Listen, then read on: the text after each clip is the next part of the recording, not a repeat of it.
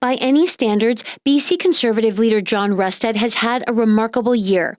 He went from leading a party of two to riding a Conservative wave that ultimately saw the collapse of BC United. And now he's leading the official opposition. Rustad is not content to remain in opposition, however. He says he'll take any opportunity to topple David Eby's NDP government, which has a bare majority of 47 seats, plus support from 2 Green MLAs. I mean, obviously they're in a majority situation. They're likely going to want to hold on as long as they can.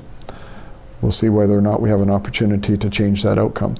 David Eby and the NDP will find us as partners if they are going to be doing things that are actually going to help people and help these problems we have in BC.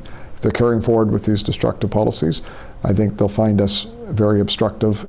But even before the legislature returns, there are cracks showing in the Big Tent Party along ideological lines, social conservatives versus more moderate former BC United MLAs. And there are signs that some within the party have leadership ambitions. Do you think Eleanor Sturckow has leadership ambitions? Do you think she's gunning for your job? I would say that most MLAs, not all MLAs, most MLAs, think at one time or another about whether they would like to be in a leadership role. But I fully expect there's going to be people that are interested in it, and that's normal in a caucus.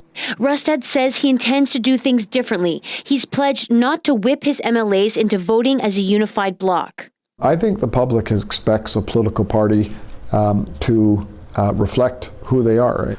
And that's okay to have those differences. One political analyst says that could expose further divisions. Maybe that's one way to manage it. You don't coerce people into all assuming the same position. But then if you don't, it looks like the party is a party of not one party, but a party of multiple factions.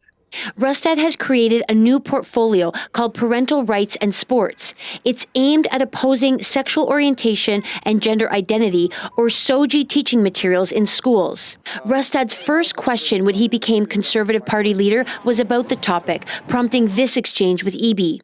Shame on him. Choose another question.